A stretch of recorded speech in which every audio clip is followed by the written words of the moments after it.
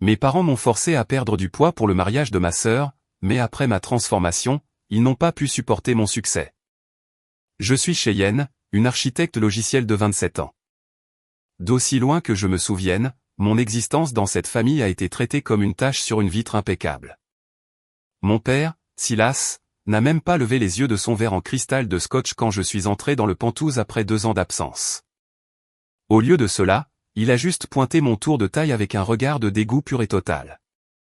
Perce-poids, Cheyenne, a-t-il aboyé, sa voix résonnant contre les baies vitrées donnant sur le lac Michigan. Tu ne vas pas te présenter à l'événement social le plus important de notre décennie en ressemblant à un handicap invendable.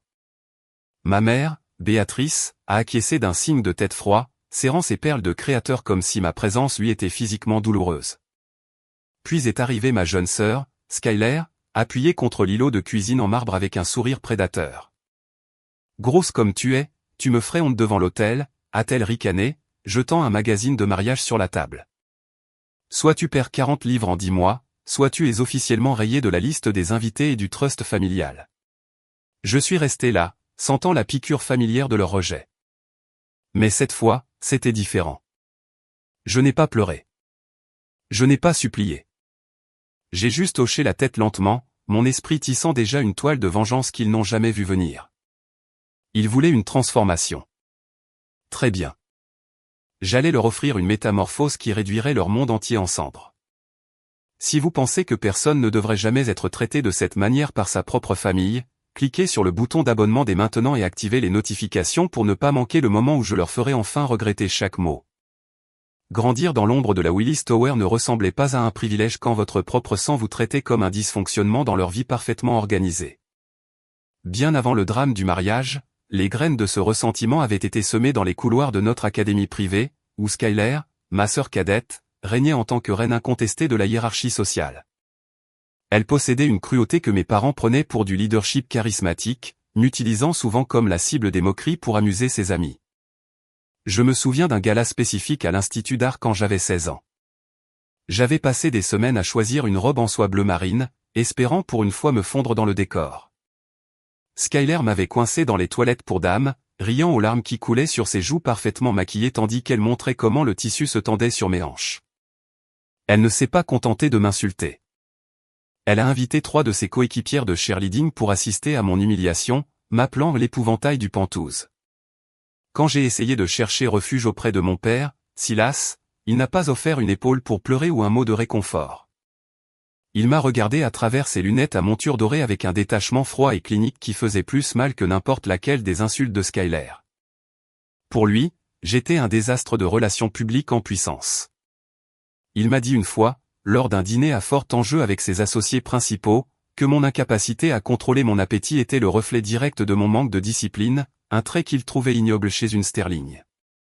Ma mère, Béatrice, était encore pire, donnant constamment mes vêtements préférés parce qu'elle prétendait qu'ils étaient des horreurs qui ne correspondaient pas à l'esthétique de notre maison.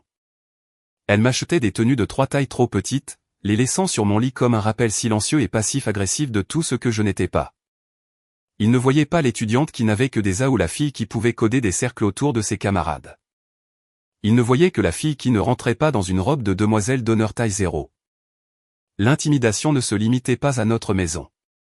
C'était une campagne orchestrée.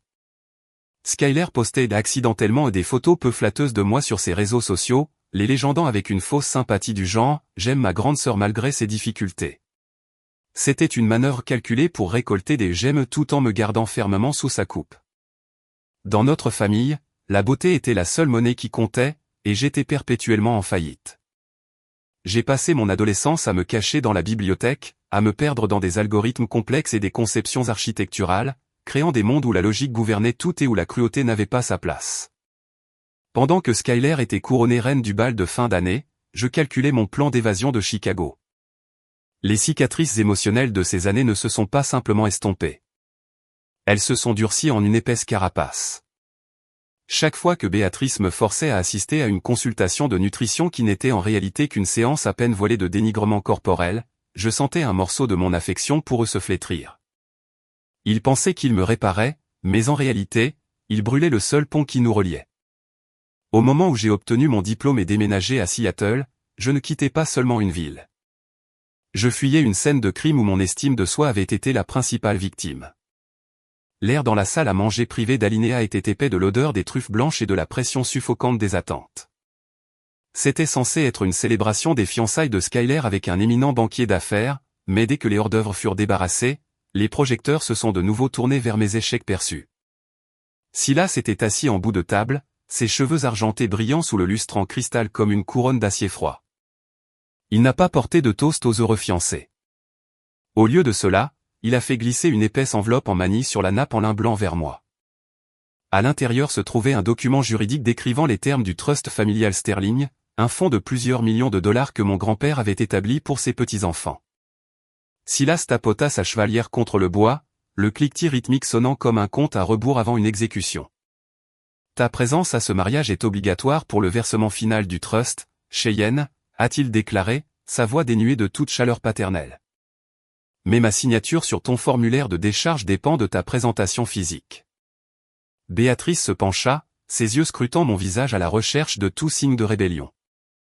En ajustant son collier de diamants, elle a clairement fait savoir que mon esthétique actuelle était un handicap pour le statut de la famille dans le registre social de Chicago. Il ne me demandait pas seulement de perdre du poids. Il traitait mon corps comme un actif en difficulté qui devait être liquidé avant une fusion. Skyler était assise à côté de son fiancé, se pavanant comme un paon et chuchotant assez fort pour que toute la table entende comment le photographe de mariage devrait incliner les prises de vue pour cacher ma silhouette. La cruauté était chirurgicale, conçue pour percer mes dernières défenses pendant que les serveurs versaient du Bordeaux millésimé. Les conditions de Silas étaient explicites. J'avais exactement 10 mois pour me transformer en la version idéalisée d'une fille Sterling. Si je ne parvenais pas à répondre à leurs normes arbitraires de beauté avant le dîner de répétition, je serais légalement déshéritée et interdite d'assister à la cérémonie. J'ai regardé l'invitation dorée à la feuille posée à côté de mon assiette, puis les visages prédateurs des personnes qui partageaient mon ADN. Pour eux, j'étais une transaction, une case à cocher, ou une tâche à blanchir. Ils s'attendaient à ce que je m'effondre, que je mendie leur approbation, ou que je parte en trombe dans un accès de rage prévisible. Au lieu de cela, j'ai senti une étrange clarté froide s'installer en moi, plus tranchante que n'importe laquelle de leurs insultes.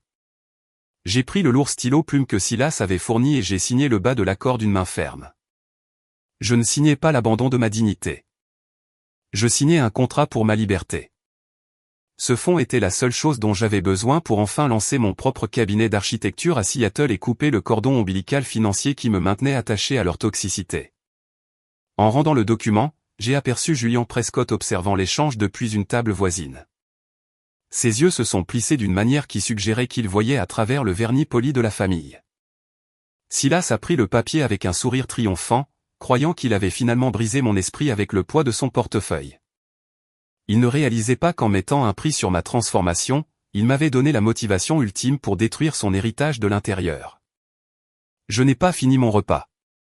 Je me suis simplement levé, j'ai glissé ma pochette sous mon bras et je suis sorti du restaurant sans regarder en arrière. Le vent de Chicago était mordant alors que j'élais un taxi. Mais pour la première fois de ma vie, je n'avais pas froid. J'avais 10 mois pour devenir la femme qu'ils exigeaient et le cauchemar qu'ils méritaient. La bruine constante de Seattle ressemblait à un rituel de purification comparé à l'atmosphère toxique de la haute société de Chicago. De retour dans mon appartement avec vue sur Elliott Bay, j'ai épinglé une seule photographie sur ma planche à dessin d'architecte.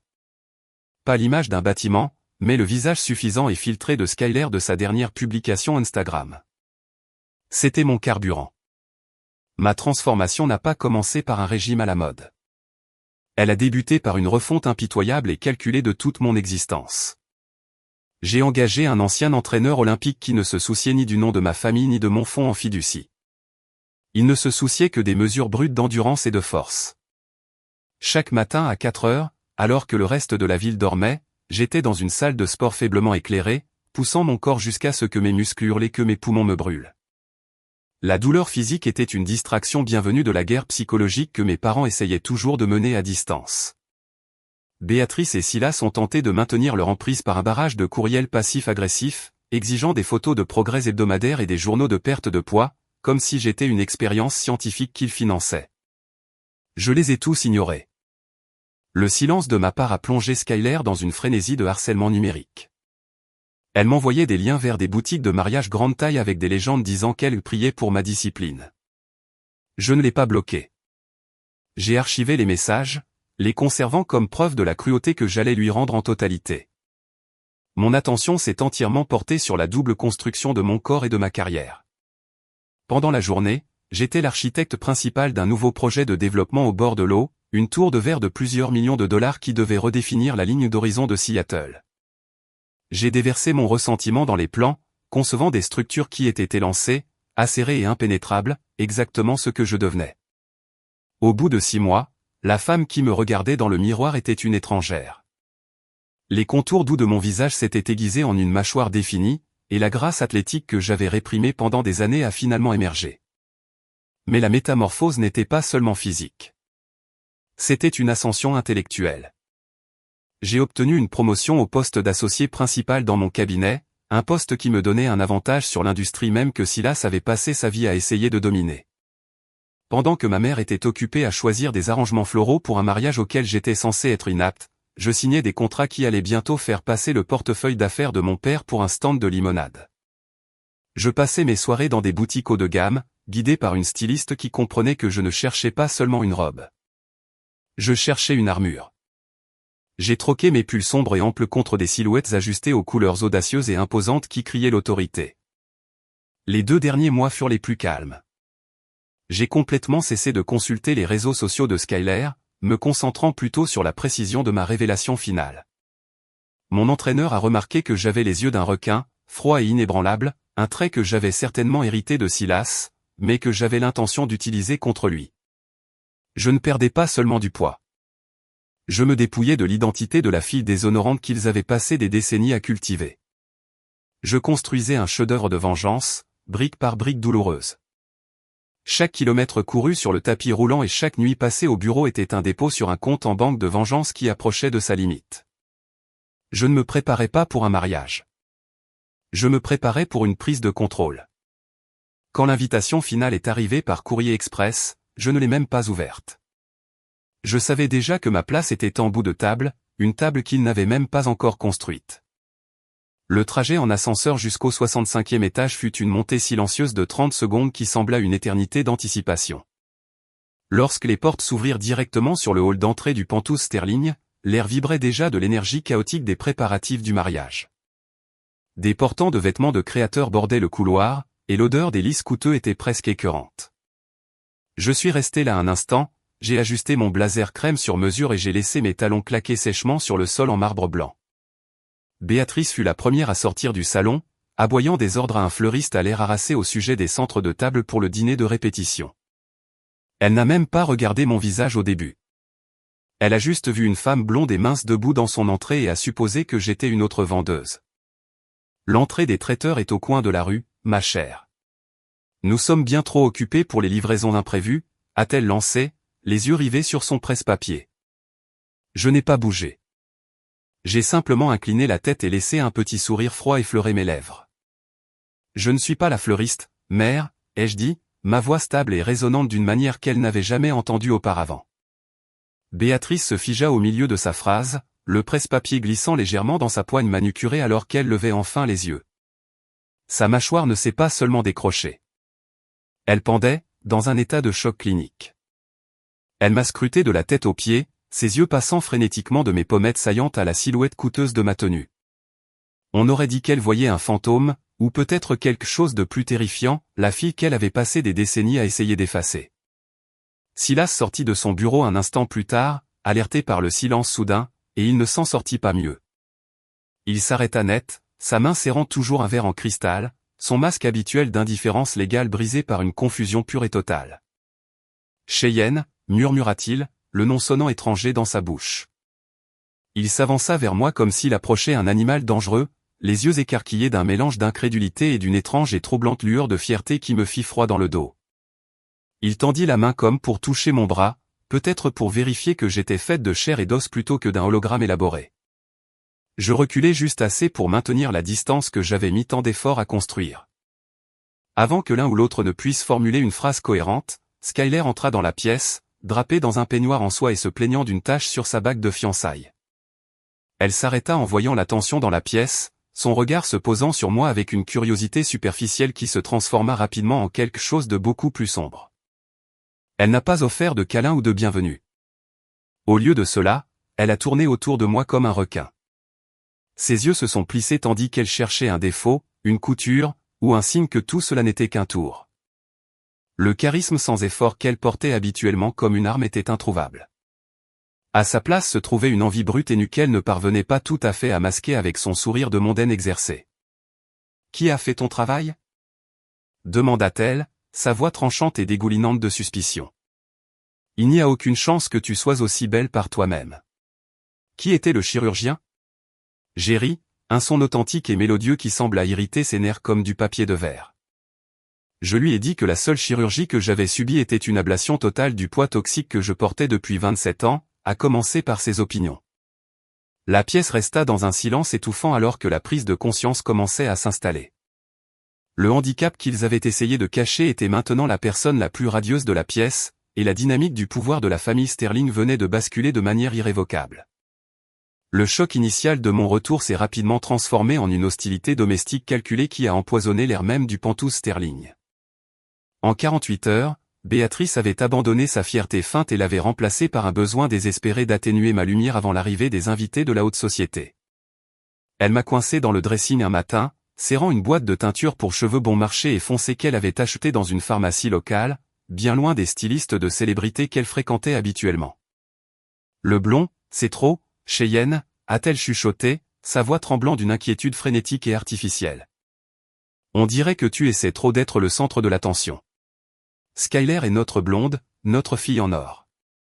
Il serait beaucoup plus approprié que tu retournes à ta couleur naturelle, un brun terne, pour la cérémonie. » Elle ne suggérait pas un changement. Elle tentait de récupérer la hiérarchie visuelle que ma transformation avait brisée. J'ai doucement repoussé la boîte vers sa poitrine, les yeux fixés sur ses mains tremblantes. Je lui ai dit que si elle s'inquiétait que je me démarque, elle aurait dû y penser avant de signer un contrat légal exigeant que je devienne présentable. Le rejet de son conseil a plongé Silas dans une fureur froide et procédurière. Il a passé nos dîners communs à souligner le coût excessif de ma nouvelle garde-robe, affirmant que mon goût était criard et manquait de l'élégance discrète d'une véritable héritière Sterling. Ils ne critiquaient pas seulement mes vêtements. Ils essayaient de reconstruire la cage dont j'avais mis 10 mois à m'échapper. Chaque fois que j'entrais dans une pièce, rayonnante, Silas trouvait une raison de mentionner un prétendu défaut dans ma posture ou une dureté dans mon expression qui, selon lui, me donnait l'air désespéré. Les tactiques de Skyler étaient moins verbales et beaucoup plus destructrices. Je suis retourné à ma suite d'invités après une réunion matinale avec mes partenaires de Seattle pour trouver ma robe de répétition en soie sur mesure déchiquetée sur le lit. Ce n'était pas un accident. Les coupures étaient précises, exécutées avec la même cruauté chirurgicale qu'elle avait utilisée sur ma psyché pendant des années. Quand je l'ai confrontée dans la cuisine, elle n'a même pas pris la peine de nier. Elle a juste siroté son jus vert, ses yeux scrutant mon visage à la recherche d'une larme ou d'une fissure dans mon sang-froid. Oups. Je suppose que le tissu était tout aussi fragile que ton nouvel ego, a-t-elle ricané, sa voix dégoulinant d'une satisfaction qui semblait viscérale. Elle croyait avoir remporté une petite victoire, mais tout ce qu'elle avait fait, c'était de confirmer que sa peur de moi était maintenant plus grande que sa haine. La tension a atteint un point de rupture lorsque j'ai découvert le téléphone de Skyler vibrant sur le comptoir en marbre, affichant une série de messages suggestifs d'un homme qui n'était certainement pas son fiancé. Je n'ai pas dit un mot. J'ai simplement regardé sa précipitation pour cacher l'appareil, l'éclair soudain de panique dans ses yeux me disant tout ce que j'avais besoin de savoir. La mariée parfaite était une imposture, et la famille parfaite était une ruine chancelante maintenue par du papier peint coûteux et des mensonges. J'ai passé le reste de la soirée dans ma chambre, non pas à pleurer sur une robe abîmée, mais à finaliser la présentation numérique que j'avais l'intention de partager lors du dîner de répétition. Il voulait que je me fonde dans le décor, que je sois l'ombre brune et silencieuse qu'il pourrait ignorer pendant que Skyler recevait les applaudissements. Il n'avait aucune idée que j'avais déjà 5 longueurs d'avance, tenant une allumette près des fondations même de leur réputation. La salle de bal privée de l'hôtel Blackstone était une mer de chandelles et d'arrogance, peuplée par l'élite des cercles juridiques et financiers de Chicago. J'étais assise à la longue table en acajou, drapée dans une robe émeraude longue jusqu'au sol qui contrastait vivement avec la mer de pastel prévisible favorisée par les amis de ma mère. Béatrice était en grande forme, passant d'un invité à l'autre et semant subtilement des doutes sur mon caractère pour contrebalancer ma présence physique. Je l'ai entendu murmurer à la femme d'un juge éminent au sujet de mon état psychologique troublé, insinuant que ma nouvelle apparence n'était qu'un symptôme d'une obsession plus profonde et plus instable. Elle était terrifiée que quelqu'un puisse réellement me trouver intelligente ou capable. Alors, elle a eu recours à la seule arme qui lui restait, l'assassinat moral de sa propre enfant. Lorsque le premier plat a été servi, Silas s'est levé pour porter un toast qui était essentiellement une publicité de 15 minutes pour la vertu et la grâce inégalée de Skyler. Il n'a pas mentionné mon nom une seule fois, même si j'étais assise juste en face de lui, la soie émeraude captant chaque scintillement du lustre. L'exclusion était délibérée, une coupure froide et chirurgicale destinée à me rappeler que, peu importe l'espace que j'occupais, j'étais toujours invisible à ses yeux. Skyler était assise à côté de son fiancé, l'air de plus en plus frénétique au fil de la soirée. Son maquillage était lourd, luttant pour cacher les poches d'un visage qui avait connu trop de nuits blanches et trop d'injections correctrices. Elle m'a surprise en train de la regarder et s'est penchée sur la table, sa voix un sifflement aigu et imbibé d'alcool. « Tu penses que tu es si spécial maintenant, n'est-ce pas » a-t-elle ricané, ses yeux balayant la pièce pour s'assurer que les invités regardaient. « Mais regarde-toi. Tu es toujours la même fille désespérée et seule sous la peinture coûteuse. Tu es juste une version plus mince d'une déception. » La table est devenue silencieuse alors que Béatrice est intervenue pour soutenir son enfant en or, affirmant que mon arrogance ruinait le caractère sacré du week-end. Je n'ai pas bronché. J'ai attendu que le silence soit assez lourd pour suffoquer. Puis j'ai posé mon verre d'eau en cristal avec un clic délibéré et résonnant. C'est fascinant, mère, comme tu confonds le respect de soi avec l'arrogance, ai-je dit, ma voix tranchant la tension comme une lame. J'ai tourné mon regard vers Skyler, le laissant s'attarder sur la peau affaissée autour de ses yeux et la crispation désespérée de son sourire. Et Skyler, ma chérie, tu devrais vraiment arrêter de souligner mes défauts quand tes propres produits de comblement sont clairement en train de migrer. Entre nous deux, j'ai toujours été la plus belle des deux sœurs. Mais maintenant que la graisse a disparu, la vérité est juste plus difficile à ignorer pour toi. Tu as l'air épuisé et franchement assez ordinaire par rapport à l'image que tu as vendue. Le hoquet de surprise des invités environnants fut audible. Silas a frappé sa main sur la table, son visage devenant d'une dangereuse nuance de violet alors qu'il se levait, me surplombant avec la même intimidation qu'il utilisait dans une salle d'audience. « Ça suffit » a-t-il rugi, sa voix tremblant d'une rage à peine contenue. « Tu vas t'excuser auprès de ta sœur tout de suite, ou tu peux prendre tes affaires et disparaître de cette ville ce soir. Je ne te laisserai pas empoisonner cette famille avec tes crises de jalousie mesquine. » J'ai rencontré son regard sans ciller, sentant le dernier fil de mon obligation biologique se rompre dans l'air froid de Chicago. Je lui ai dit que je n'étais pas celle qui empoisonnait la famille. J'étais juste la seule assez courageuse pour décrire le venin. Silas a pointé un doigt tremblant vers la sortie, son ultimatum clair. Mais il ne réalisait pas que sa menace n'avait aucun pouvoir sur une femme qui avait déjà construit son propre monde. La grande salle de bal de l'hôtel Drake était une cathédrale de roses blanches et d'opulence calculée, conçue pour mettre en valeur la prétendue perfection de la famille Sterling à l'élite de Chicago. Je suis arrivé en retard, évitant intentionnellement les photos de famille pour faire une entrée en solo qui a stoppé net le brouhaha des conversations. Je ne portais pas la robe de demoiselle d'honneur appropriée que ma mère avait choisie. Au lieu de cela, je portais une robe noire de minuit sculptée sur mesure qui épousait ma nouvelle silhouette comme une seconde peau. Ce n'était pas seulement une robe. C'était un linceul de deuil pour la famille que j'étais sur le point d'enterrer. En me déplaçant dans la foule, j'ai croisé le regard de Julian Prescott, le capital risqueur que mon père courtisait depuis des mois pour sauver son entreprise en faillite. Julian ne m'a pas regardé avec la pitié qu'il avait montrée au dîner de répétition. Il m'a regardé avec l'intérêt professionnel aigu d'un homme qui reconnaissait une joueuse de pouvoir quand il en voyait une. La cérémonie elle-même fut un flou de vœux creux, mais c'est à la réception que j'avais posé mes pièges. Pendant le toast au champagne, Silas se tenait sur l'estrade, sa voix tonnant d'une fausse fierté paternelle alors qu'il parlait de l'intégrité de Skyler et du lien indéfectible de l'héritage Sterling. Il m'a regardé brièvement, un éclair d'avertissement dans les yeux pour que je reste silencieuse, croyant qu'il avait acheté ma docilité avec la menace de déshéritement. Je n'ai pas attendu qu'il finisse. Je me suis levé, un verre à la main, et je me suis approché du projecteur numérique qui était censé montrer un montage de photos d'enfance de Skyler.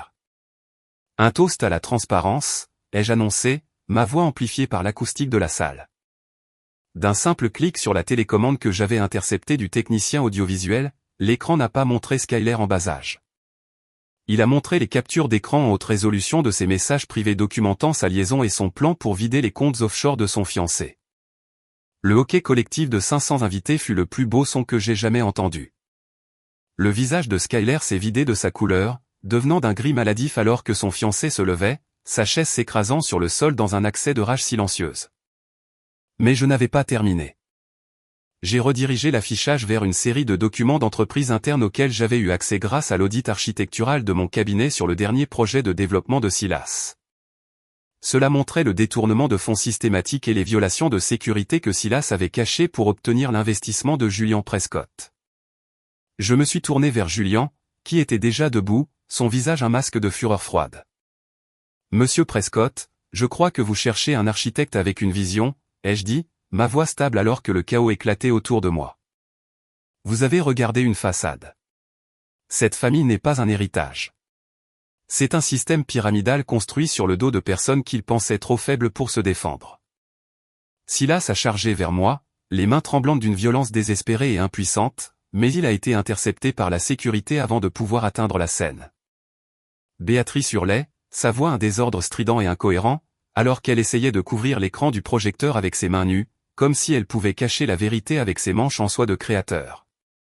L'événement social le plus important de la décennie s'était transformé en une scène de crime de réputation et de ruine.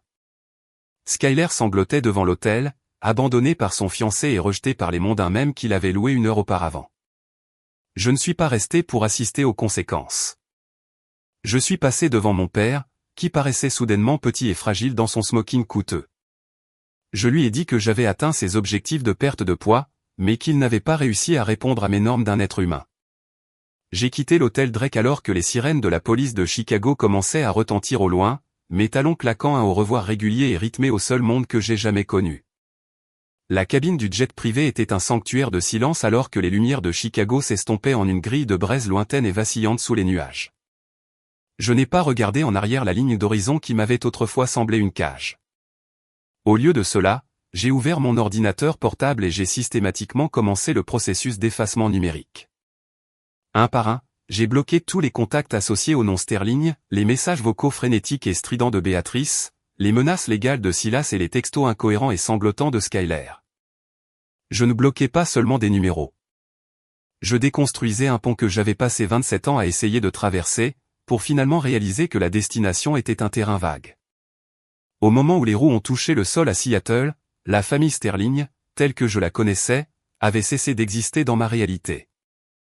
Les retombées à Chicago furent rapides et impitoyables, exactement comme le système juridique américain le prévoyait pour ceux qui confondaient la vanité avec l'invincibilité. En un mois, Silas fut inculpé de multiples chefs d'accusation de fraude d'entreprise et de détournement de fonds, son prestigieux cabinet d'avocats s'effondrant sous le poids des preuves que j'avais divulguées à Julian Prescott. Le Penthouse Sterling, l'hôtel de marbre où ils avaient sacrifié mon estime de soi pendant des décennies, fut saisi par les créanciers et liquidé pour une fraction de sa valeur. Béatrice, la femme qui avait mesuré ma valeur au centimètre près, fut forcée de déménager dans un modeste appartement de 2 chambres en banlieue. Son statut social s'est évaporé du jour au lendemain. Elle a pris contact une fois par l'intermédiaire d'un avocat tiers, implorant la solidarité familiale. Mais j'ai simplement demandé à mon assistante de renvoyer la lettre sans l'ouvrir. Dans mon monde, la solidarité se gagne par le respect, pas par un ADN partagé. La chute de Skyler fut peut-être la plus poétique de toutes. Son fiancé de la haute société n'a pas seulement annulé le mariage. Il a intenté une action civile pour le recouvrement des fonds qu'elle avait tenté de siphonner de ses comptes. Sans la fortune des Sterling pour la protéger, sa carrière d'influenceuse s'est flétrie, remplacée par l'infamie virale de la mariée fraudeuse en fuite. J'ai entendu par des rumeurs de l'industrie qu'elle travaillait comme employée subalterne dans une petite agence immobilière, la vie très ordinaire qu'elle s'était moquée que j'évite. Elle avait passé sa vie à essayer d'être le soleil autour duquel nous gravitions tous, mais sans la lumière artificielle de l'argent de son père, elle n'était qu'une autre lune froide et sombre. Je me tenais sur le balcon de mon nouveau cabinet d'architecture à Seattle, regardant le développement du front de mer qui était maintenant officiellement la Cheyenne Sterling Plaza. J'avais abandonné le nom de famille pour ma vie personnelle, mais je l'ai gardé pour les affaires, un rappel permanent que j'avais construit mon propre héritage sur les ruines du leur. Ma métamorphose ne concernait pas seulement le poids que j'avais perdu ou les vêtements sur mesure que je portais. Il s'agissait du besoin lourd et suffocant de leur approbation que j'avais finalement abandonné. J'ai réalisé que la plus grande vengeance n'était pas l'humiliation publique que j'avais infligée à l'hôtel Drake. C'était le fait que j'étais maintenant véritablement, profondément heureux sans eux. La leçon que j'en ai tirée était simple. Vous ne pouvez pas trouver votre valeur aux yeux des gens qui sont déterminés à vous voir comme inférieur. À quiconque regarde mon histoire, rappelez-vous que les personnes qui exigent que vous changiez pour leur confort sont les moins qualifiées pour être témoins de votre succès. J'ai choisi de cesser d'être un personnage secondaire dans leur drame toxique et je suis devenu l'architecte de ma propre destinée. Mes parents m'ont forcé à perdre du poids pour un mariage, mais ce faisant, ils m'ont donné la force de porter le poids de ma propre grandeur. Et alors que je regardais le lever du soleil sur le Puget Sound, je savais que pour la première fois de ma vie, j'étais exactement là où je devais être, libre, réussi, et complètement seul par choix. Ce récit est entièrement fictif et a pour seul but de divertir et d'éduquer.